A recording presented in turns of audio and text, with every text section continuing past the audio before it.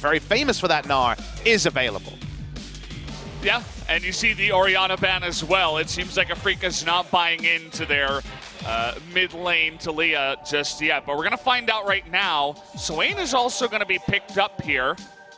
You would have to think that would go into the mid lane, but I guess at this point it still could be Flex. There's a lot of things going on here on the side of Afreeca. Note that his barrier as the summoner on the mid laner right now. It could be mid lane barrier Varus, just wave clear, and that would also explain the priority going as high as second pick on the red side a little bit. We'll wait and see. Gen G are getting a lot of Gen G skins together on the blue side, as that probably is going to be either top lane or jungle on the Jarvan. We have seen it, of course, from Smeb very recently into the Camille matchup.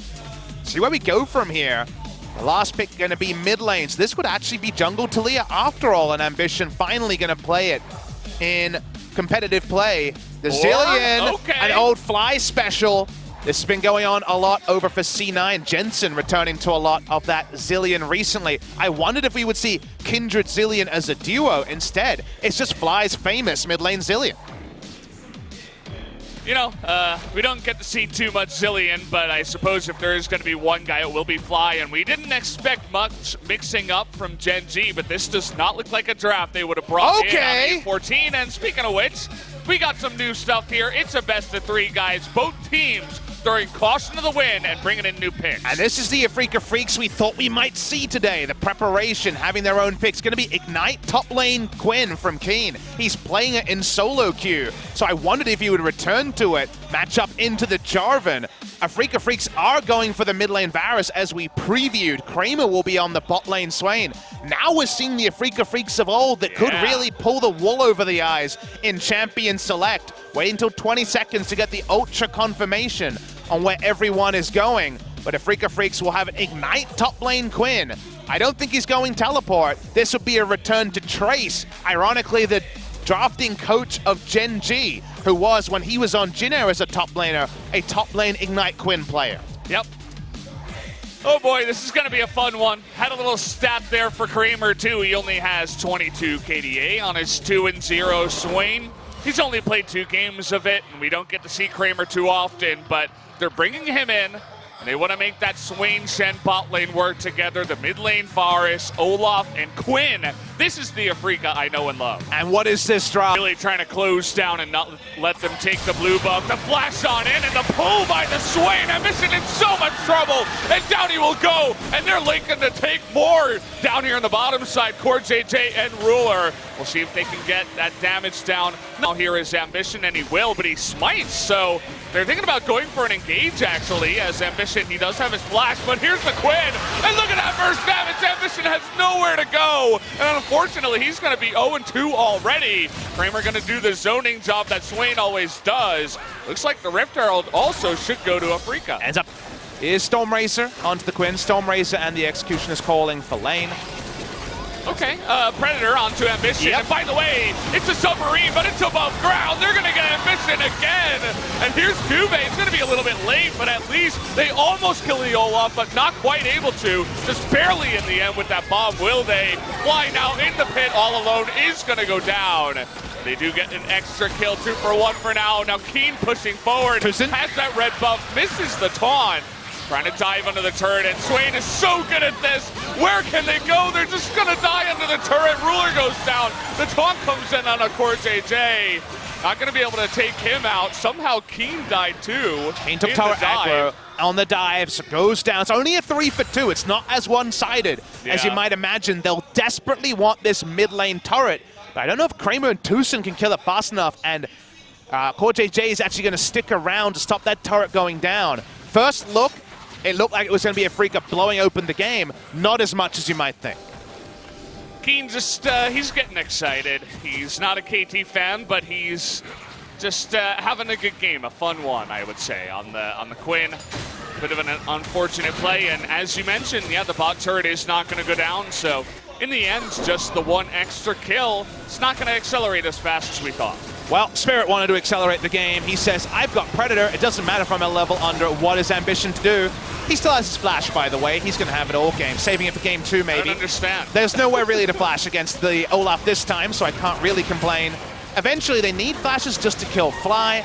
they're desperate. You can tell Afrika Freaks know the same thing as we do. We need to win this game soon. We need to win this game before the enemy team comp is ready for team fights. That's why they go for the dive. Kramer can start the turret dive up. Kramer goes in, Keen eventually takes aggro and falls down to the last shot.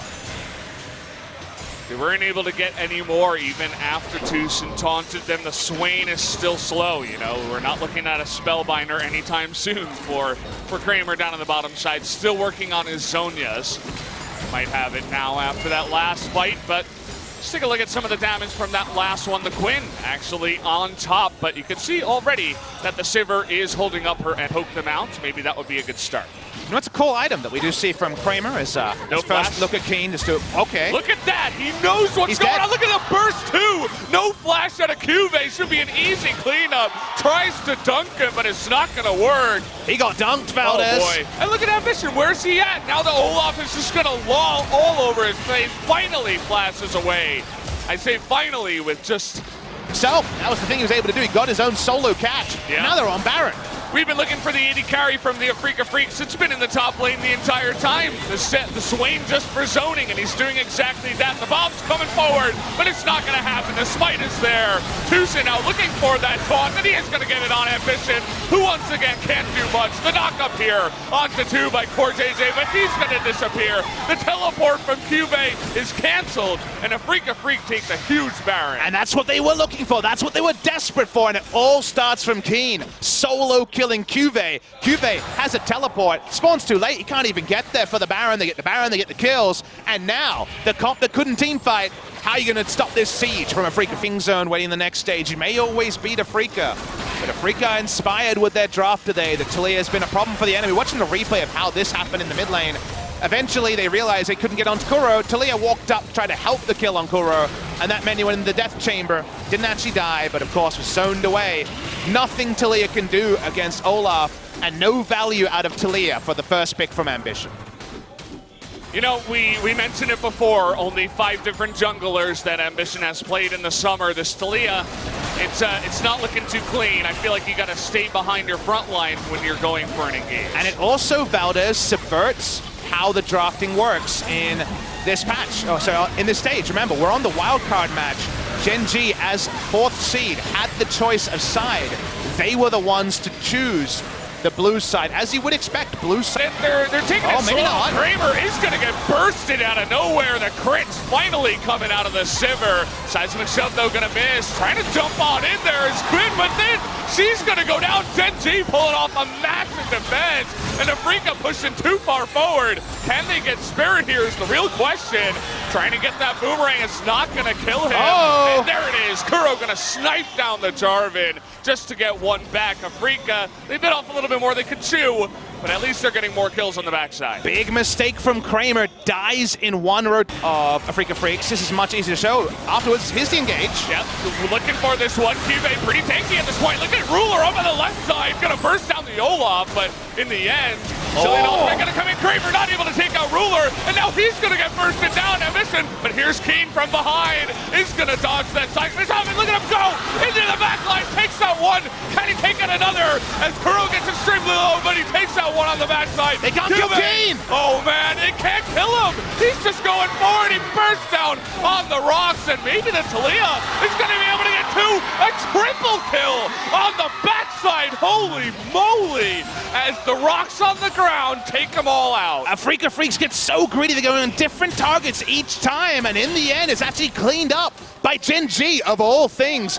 Afrika Freaks, they have to be more decisive. If they keep going 50-50 in fights like this, there'll be 6 items on the damn Sivir. We're gonna watch the replay. Cuvée can't go bot lane because he doesn't have the items to 1v1 against the Quinn. That means that Afrika are too far up as a 4-man squad. They get greedy jumping onto Ruler, and after the chrono shift, Ruler actually does more damage in this fight than he should. By the time Keen gets there, he can fashion his 4-item Quinn. He might as well be a Sivir in what he can do in these fights. Ruler gets the extra damage, but still you're thinking, yes, Quinn's going to decide the game. Notice what happens at the end of the fight. He dashes forward over the rocks and gets killed by himself.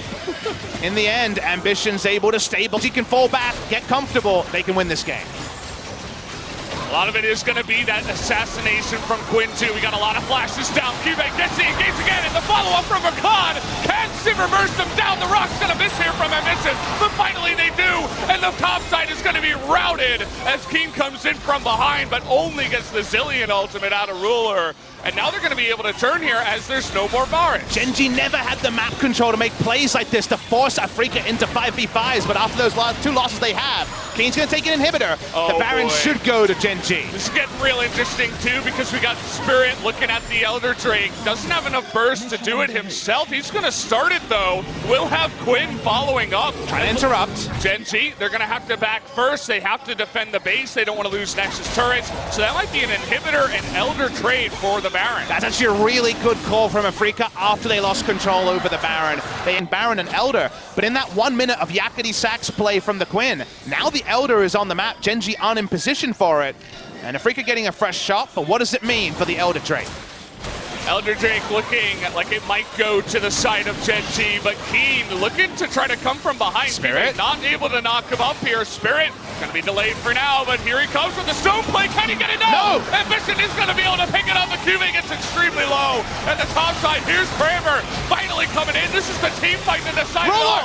Kane in the back line. He is gonna get that damage down. And Ruler is gonna go down, and down will go the bottom lane. Afrika, they've done it. They win the team fight, lose the Elder, but it does not matter. They played this game so well. Can they push in?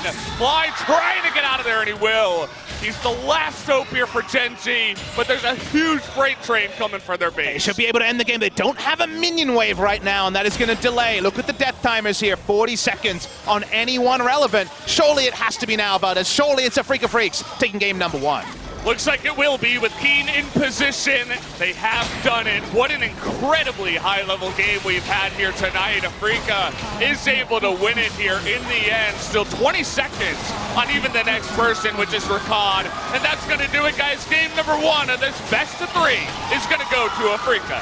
Big cheer from the crowd here at the Nexon Arena. That was such a tricky game for Afrika to close out after Cuvée made those big engages in the mid-game.